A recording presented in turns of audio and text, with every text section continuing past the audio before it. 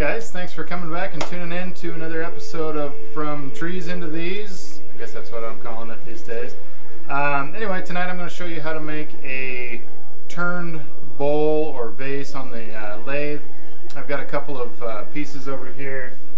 Basically, I'm going to show you how to take something like this. It's just a round blank that I cut from a log here about a month or two ago and let it dry slowly inside a box full of wood shavings so that it wouldn't dry too quickly and crack. As you can see, so far there's no cracks in it. So we're going to take something like this, which I really kind of wanted to save to do the natural edge bowl with this because it's such a beautiful piece, but because I'm running low on stuff that's ready to go, we're going to make that into something like this, which is what I made last night. As you can see, really beautiful grain work on this. It's a nicely turned bowl. I was pretty happy with it. It's one of my first, to be honest. But I chose a piece with several knots in it so that there's plenty of piths, which is good and bad because the pith is usually where it starts to crack when it's drying. But it also gives it some really beautiful markings. So I'm kind of happy about that. This one here I turned last night. I got a little bit of a finish on it, and I'm going to be giving it away tomorrow to one of my moms for Mother's Day. So stay tuned and we'll rough this bad boy out. So what I've got going on here is the Nova G3 chuck. I'm going to go ahead and put the live screw in it here just to get it started on the rounding so that I can cut a nice cove in order to chuck it up in the bit with a dovetail recess. And tighten that in there. I'm going to drill a quick hole right here in the center. This is all going to be hollowed out anyway, so it's not going to interfere at all.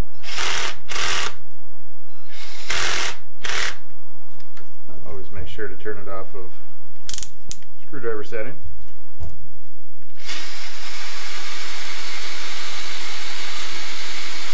This is a really hard piece of oak.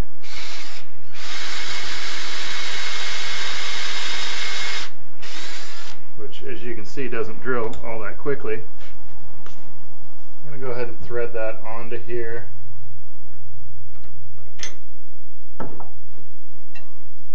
And once I do, it's going to be a real firm grip on that, and it also trues it up once it butts up to the G3 chuck here. There we go. Good and tight. I can always I'm always searching for my tools.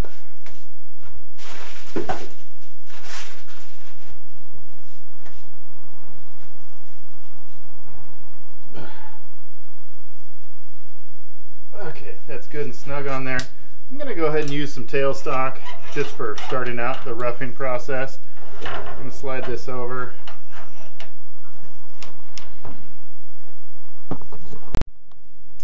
But I'm going to be using a tailstock on this just to start it out. We'll get this roughed out and the rough shape done on here. Gives a little more stability, a little less vibration, so I'm pretty happy with using one of these. I'll just slide it up to about a 3/4 of an inch or so from the edge of it, and then we'll just crank her on in. As you can see, the tailstock has a bearing right here that spins with that, so it just gives it double stability on that. I'm going to give it a little bit more crank here until it's good and snug. I'll tighten this up and then we'll be all set. Slide a tool rest in. I've already got it at the right height. When I made this, I made it at the optimum height so that it would just drop right down and be dead center for my carbide tools. So we'll slide that in. Check for clearance. No hitting. Looks good. Safety glasses, remember, safety third. And today I'm going to be starting the roughing with my homemade carbide round radius tool, as you can see. And this has a little carbide bit here that I've put on the end of it. I just took a regular Harbor Freight pry bar, cut the end off, machined it down, made a recess down here, drilled and tapped threads into it, and screwed this in. It's nice and snug. You got to recess it down there for the cone on the screw, but it's nice and snug. When it starts to get dull, I can just simply loosen up that screw in the center, turn it 45 degrees or so, thread that back down, and I've got a nice clean edge. By the way, I've just recently started sharpening my own carbide bits, and amazingly they end up sharper than when they were factory new, so I'm really stoked about that. Not to mention it saves of 10 to 15 bucks every time I have to replace a carbide. I just sharpen the thing, and I'd say they're probably good for about, I don't know, half a dozen sharpening, so that's going to save quite a bit of money in the long run. Everything's tight, locked down. I'm going to go ahead and fire this up. We'll start it on the low speed, check for vibration, get it kind of trued up, and then we'll speed things up. A little side note, it has been in a box full of shavings so that it can dry slowly, so that's what all this sawdust is on here. That'll all be flying off in just a few minutes. Okay, I'm back several phone calls later. I don't remember where we were, but I'm going to spin this darn thing and see if we can't rough a little bit out. I'm a little bit worried that we might get some cracks here as it dries because we've got some nice veins here, but that's alright. That's all part of trying.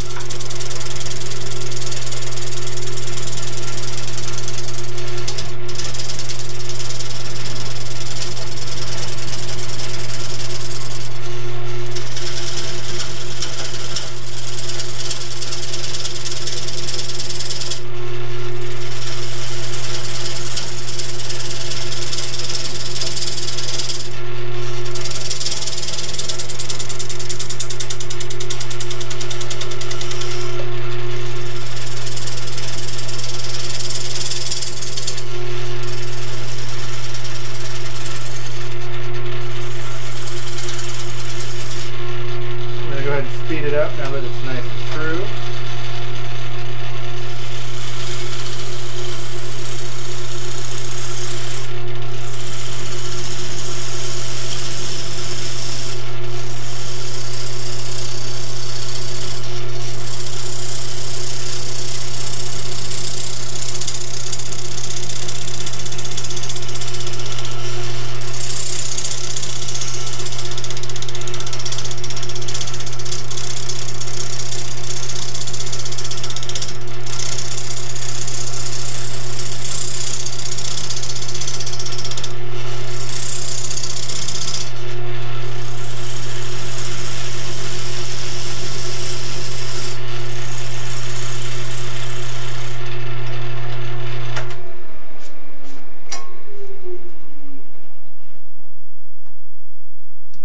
Looks like it's starting to round out pretty good. We're going to have some nice grain. You can see here's kind of the edge, outer edge of the pith here.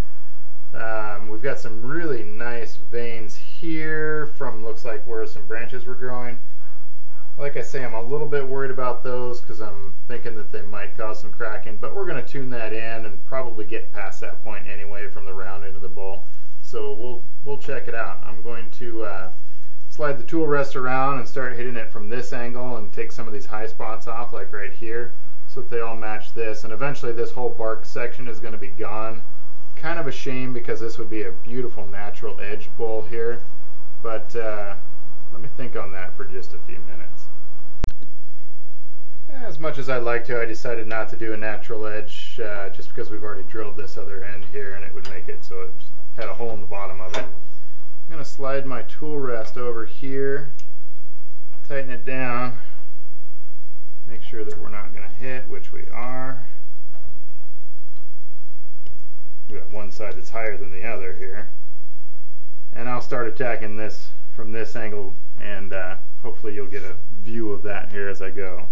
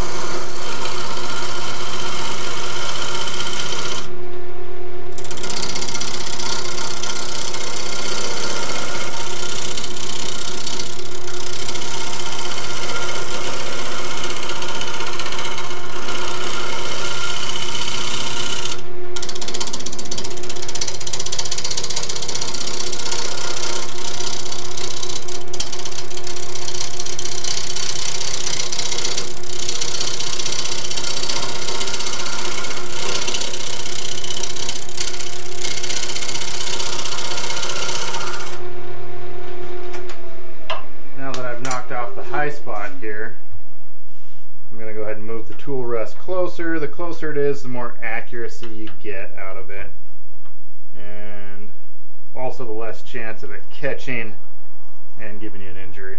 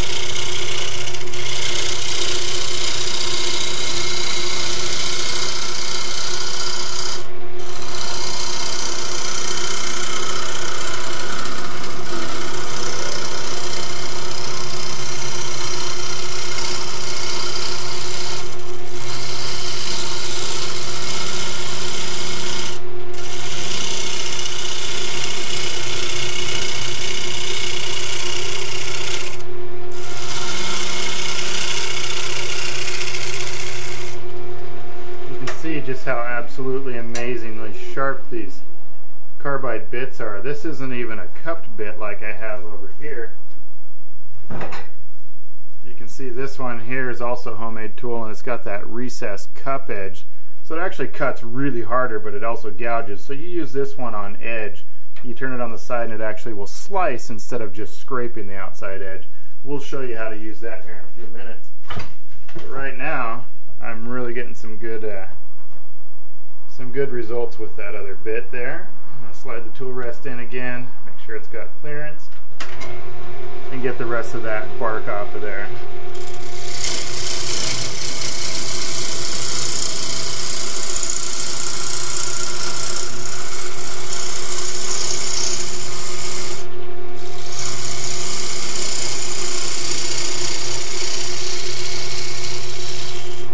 Remember, this is a white oak. It's still got some little bit of green to it. It's dried pretty well, but normally this would take quite a long time to get to this point right here using conventional tools. And to tell you, I don't think I'll ever go back and use conventional tools again once I started using these carbides. I just love them.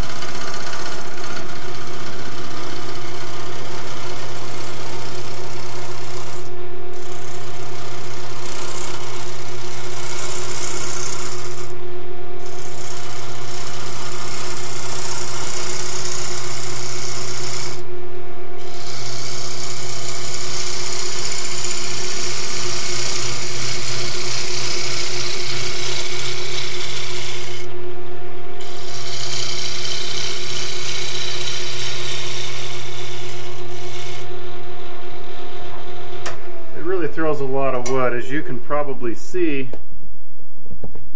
every pass I do, I just get covered in the stuff. But that's all part of turning, I guess.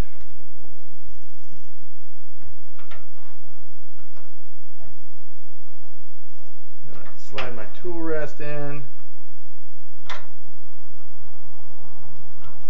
Round out the rest of this section here.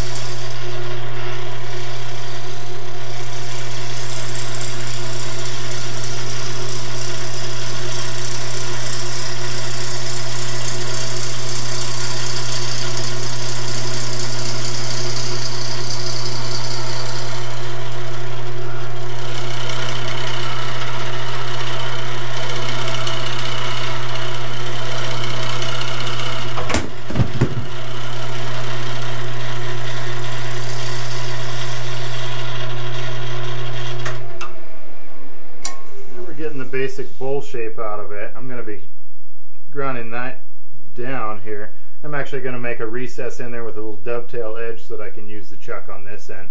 But I wanted to get the outer final shape roughed out before I did that. We're going to go back over onto the side and maybe put a little bit of a bevel in there and see what kind of shape we can get out of it.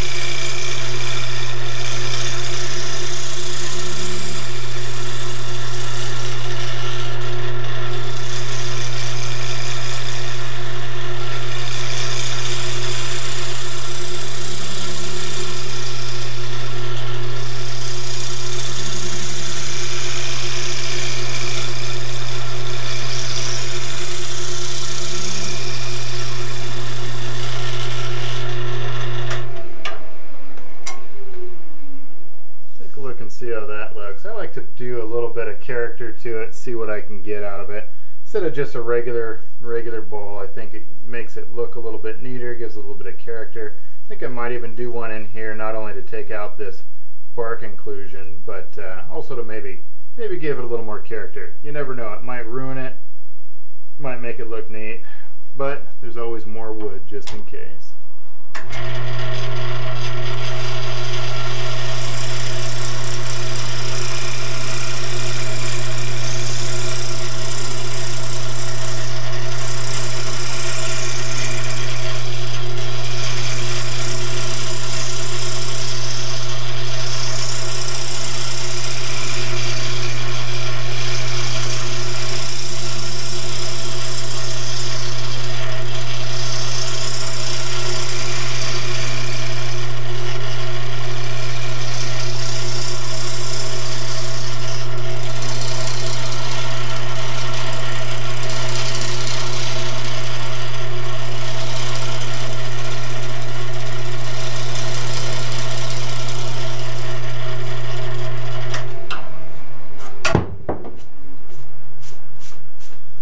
My vision is for this to be some kind of a, you know, like a small fruit bowl, or possibly a salad bowl, maybe a centerpiece for a table that somebody wants to put decorative stuff in.